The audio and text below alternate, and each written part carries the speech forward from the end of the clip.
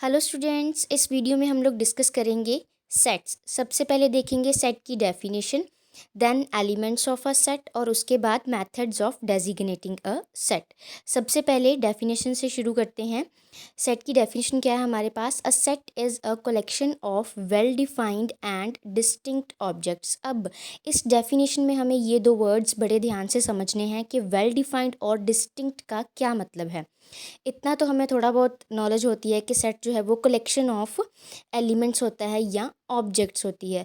अब मान लीजिए यहाँ पे मैंने लिखा हुआ है collection of intelligent students in a class. अब अगर हमें चेक करना है कि ये जो मैंने लाइन लिखी हुई है collection of intelligent students in a class, ये एक सेट है या नहीं है, तो उसके लिए हम क्या करेंगे, डेफिनेशन को देखेंगे कि डेफिनेशन जो है इसमें होल्ड करती है कि जो इसमें एलिमेंट्स आएंगे वो वेल डिफाइंड भी होंगे और डिस्टिंक्ट भी होंगे।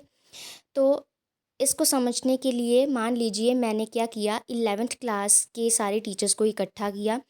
मैंने हिंदी वाले मैम से पूछा कि आपके अकॉर्डिंग जो इंटेलिजेंट स्टूडेंट हैं उनका मुझे सेट बना कर दीजिए।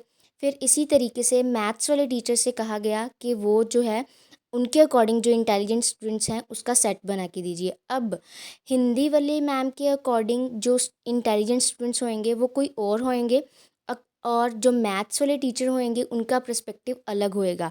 तो दैट मीन्स कि जो यहाँ पर एलिमेंट्स आएंगे इन दोनों सेट्स में वो वेल डिफाइंड नहीं होंगे। ठीक है जी, हिंदी वाले मैम के अकॉर्डिंग कोई और इंटेलिजेंट है और मैथ्स वाले की कोई अकॉर्डिंग कोई और इंटेलिजेंट है, तो दैट मीन्स ये जो होएगा वो सेट नहीं होएगा। ठीक है जी।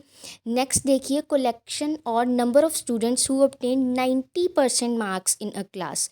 अब चाहे मैं हिंदी वाले टीचर से बोलूँ चाहे मैं मैथ्स वाले टीचर से बोलूँ, ये वाली जो लाइन है कि जिन स्टूडेंट्स के 90% मार्क्स आए हैं उनका सेट बना के दो, तो दोनों में सेम होएगा। ठीक है, दैट मीन्स कि जो है ये वेल डिफाइंड यहाँ पे होल्ड कर रहा है कि जो स्टूडेंट्स अकॉर्डिंग टू हिंदी वाले टीचर हैं वही अकॉर्डिंग टू मैथ्स वाले टीचर हैं कि जिन्होंने 90% मार्क्स जो हैं वो ऑब्टेन किए हैं।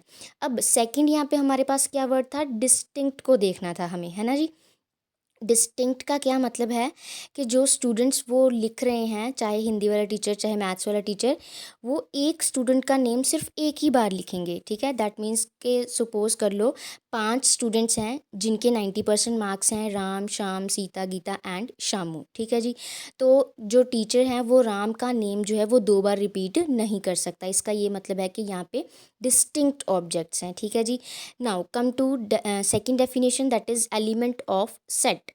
Each object of a set is called an element of a set. जैसे मैंने ऊपर बोला था कि अगर मान लीजिए 5 स्टूडेंट्स का सेट बना तो जहाँ पे जो राम श्याम सीता गीता और जो शामू है वो अकेला अकेला क्या है हमारे पास, एलिमेंट है सेट का।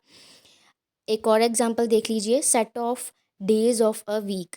जब हम सेट बनाएंगे डेज ऑफ वीक का, Sunday Monday Tuesday Wednesday Thursday Friday Saturday, सारे अलग अलग नेम आएंगे। ठीक है जी, वेल डिफाइंड हो गया।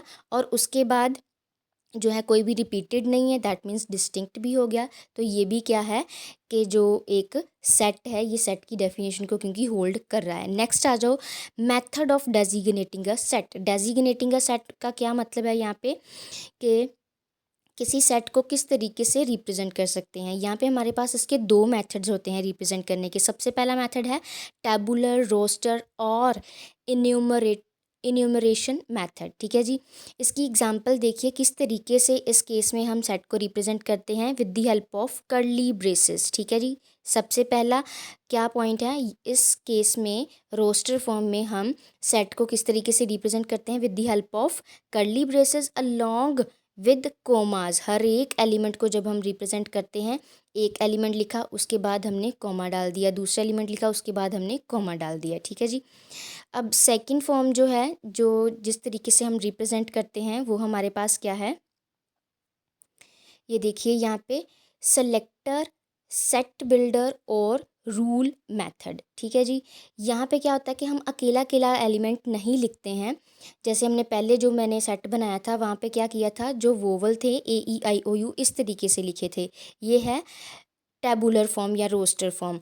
अगर मैं इसको चाहूँ सेट बिल्डर की फॉर्म में लिखना तो वो किस तरीके से लिखेंगे हम यहाँ पे A is equal to x such that, ये दो डॉट का क्या मतलब है, सच दैट, ठीक है जी, such that X is a vowel in English alphabet, ठीक। इस तरीके से हम सेट बिल्डर फॉर्म में इसको रिप्रेजेंट करते हैं। एक और हम यहाँ पे चीज़ देखेंगे, membership of a set. Membership of a set, इसको एक एग्जांपल की मदद से समझेंगे। मान लीजिए हमारे पास एक सेट है जिसमें एलिमेंट हैं 1 2 5 7 9 और 10, ठीक है जी। अब यहाँ पे जो 5 है वो बिलोंग कर रहा है ए को, मतलब कि वो मेंबर है ए का। ये जो साइन है ये होता है बिलोंग टू का साइन होता है कि 5 जो है वो बिलोंग कर रहा है किसको, ए को बिलोंग कर रहा है।